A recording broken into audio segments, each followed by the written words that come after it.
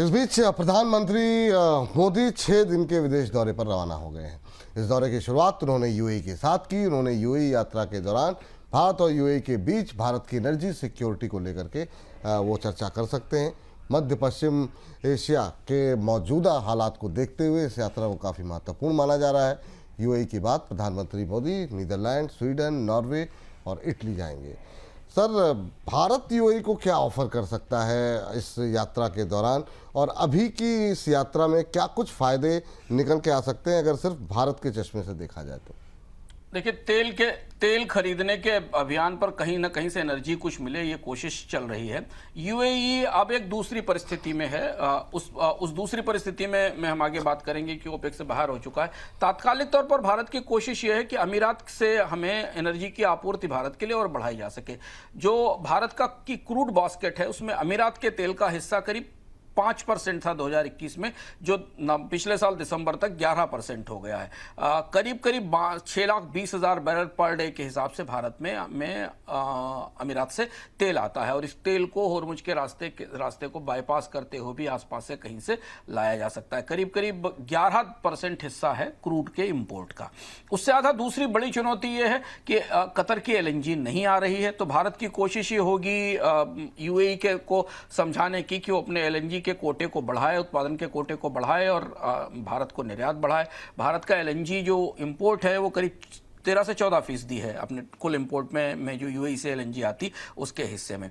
हाल में ही एलएनजी पर एक यूएई के साथ जनवरी में भारत की डील भी हुई है $3 बिलियन की। उस पर प्रधानमंत्री मोदी और यूएई के जो नेता हैं वो उसे सक्रिय करने की कोशिश करेंगे। सबसे महत्वपूर्ण चीज जो चीज शायद इस वार्ता के भीतर निकलेगी, घोषणा में आएगी कि नहीं आएगी, वो है एलपीजी विपुल। भारत की जो डिपेंडेंस है उसमें 40% एलपीजी यूएई से आती है। वैसे भी 80% एलपीजी होर्मुज के रास्ते से आती थी, उसमें भी 40% एलपीजी यूएई के रास्ते से आती थी। तो इंडिया की जो एलपीजी की डिपेंडेंसी है वो यूएई, कतार और सऊदी अरेबिया पर मिलाकर 60 से 67% है। कोई ना कोई ऐसा रास्ता निकालने की कोशिश भारत की तरफ से की जाएगी इन वार्ताओं में कि एलपीजी का इंपोर्ट या एलपीजी की सप्लाई अमीरात से बढ़ाई जा सके, क्योंकि 90% एलपीजी का एक्सपोजर होर्मुज के रास्ते से होता है। वैसे $100 बिलियन का बायलैटरल ट्रेड है। भारत ने पहला एफटीए किया है। देखिए, अभी हाल फिलहाल में गोल्ड के पूरे मामले में भी भारत ने एक तरह से दुबई रूट को एडवांटेज दिया। गोल्ड के ड्यूटी में जो नॉर्मल चैनल था वहाँ 15% ड्यूटी कर की, और जो दुबई का चैनल था उस पर 9% की। तो अभी भी दुबई रूट पर एडवांटेज है। तो अगर इस ड्यूटी के बाद भारत में गोल्ड का इंपोर्ट बढ़ेगा तो मैक्सिमम इंपोर्ट दुबई से होगा। दुबई अमीरात और ख़ासतौर से दुबई दुनिया में गोल्ड का सबसे बड़ा रिफाइनर है। पिछले 4-5 साल में भारत में के टोटल गोल्ड इंपोर्ट में दुबई का हिस्सा सबसे ज़्यादा बढ़ा है। तो इस दृष्टि से भारत ने तो अपना सबसे महंगा, सबसे कीमती बाजार में दुबई को सबसे बड़ी हिस्सेदारी दे ही दी है। अब उसके बदले भारत को इसमें क्या मिलता है एनर्जी की डील में, ये देखना होगा। ठीक, लेकिन सर इन सब के बीच में ये दौरा मतलब जिस समय हो रहा है, कुछ दिन पहले ही यूएई जो है वो ओपेक से एग्जिट किया है। अगर उस चश्मे से देखें तो फिर कैसे देखा जाएगा इस दौरे को? यह सबसे महत्वपूर्ण परिदृश्य है या पर्सपेक्टिव है जो समझना जरूरी है। ओपेक से निकलने के बाद दुनिया का पहला बड़ा और दूसरा सबसे बड़ा एनर्जी ग्राहक यूएई के पास पहुंचा है।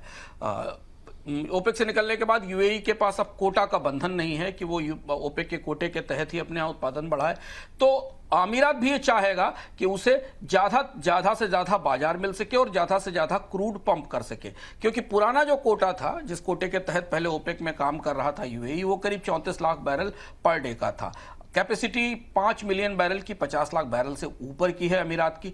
तो कोशिश ये होगी कि जो एडीओएनसी, जो वहाँ की सरकारी तेल कंपनी है, वो अपने उत्पादन को कम से कम 50%, 40% में बढ़ोतरी करे, और तुरंत इसके लिए जो मार्केट तैयार है वो भारत का बाजार है।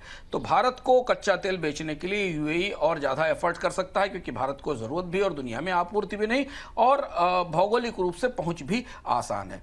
अगर आप जियोपॉलिटिकल सिचुएशन में देखें तो अमीरात और अमेरिका के रिश्ते बेहद अच्छे हैं, और डोनाल्ड ट्रंप के लिए अमीरात लगातार इस पूरे युद्ध में इसी वजह से बेस होने के कारण और अमेरिका से निकटता होने के कारण ईरान के हमलों का निशाना भी बना है अमीरात। तो इस दृष्टि से भारत और अमेरिका के जो एनर्जी के रिश्ते बने हैं और भारत की अमेरिका पर जो ऊर्जा की निर्भरता बढ़ी है, उस डिज़ाइन में भी यूएई मजबूती से फिट होता है, क्योंकि यूएई अमेरिका का मजबूत एलाई है। तो जियोपॉलिटिकल कॉन्टेक्स्ट में भी अगर आप देखें तो ओपेक से निकलने के बाद यूएई को बाजार की ज़रूरत है, और बाजार उनके दरवाजे पर खड़ा है, पहुंच गया है। तो इसलिए इस पर निगाह रखिए, क्योंकि वहां से जो नई डील्स होंगी उनसे भारत में आने वाले दिनों में कच्चे तेल की आपूर्ति का को लेकर जो संकट, जो दबाव है, उसे कुछ कम होने की उम्मीद की जा सकती है।